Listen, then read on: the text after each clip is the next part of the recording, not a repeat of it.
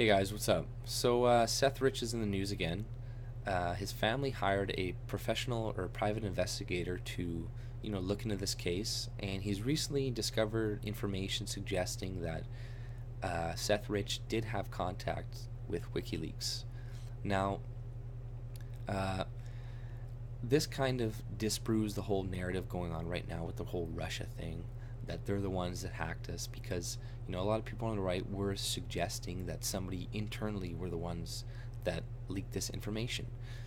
And this kind of, you know, builds on that argument now that this investigator is saying this, and he seems fairly confident that, about this information.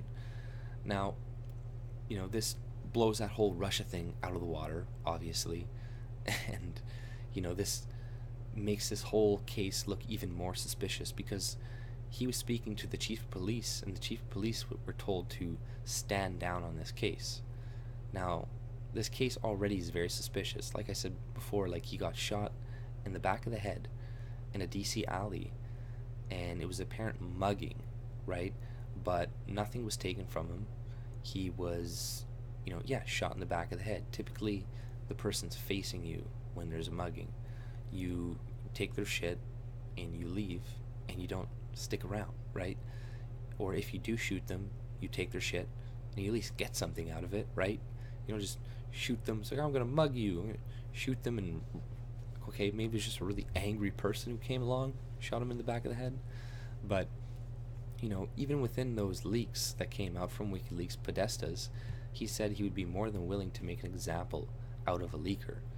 And if this guy was possibly a leaker, then that's a pretty good example. And the way he was killed sends a message to everybody else. It's like, clearly that wasn't a mugging, that was a hit job.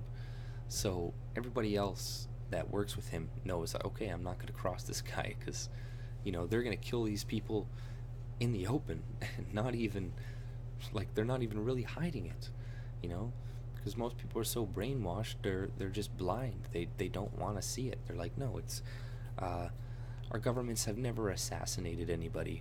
Have you ever heard of like Martin Luther King or even like JFK? Do you think JFK was assassinated just by some crazy guy?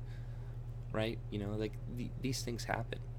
So to suggest that you're just crazy for insinuating this, especially when there's all these, all this evidence suggesting that something, fucked up did happen, then it's like, all right, we should look into this. And for the police to be told to step down is really fucked up too. That does not happen. That does not usually happen on any murder case, especially one involving somebody who works for the DNC and who possibly leaked information. Now, like, there have been other cases where people have died. There's one guy whose car lost control and like drove into a tree or something. Now, when there was Vault 7 that was released, and we now know that CIA and the FBI can take over vehicles to drive them, and this car was a new vehicle, it's another kind of like there's a lot of interesting stuff going on with this case right now. But I already see a lot of like the Louis Mensch type people and the really far left saying that he was killed by the Russians for unknown reasons as of yet. It's like, oh my god, like, these people are relentless. Even if it's proved that this guy was the leaker, somehow Russia is still going to be involved with it. I don't know how, but they're going to connect it to it somehow. But this case is very suspicious, and I'm kind of glad that it's been reopened because, these people, his family do need justice, and we need to find out if, the DNC and these people like Podesta are the ones behind this, because that's a huge fucking scandal. That's a huge deal.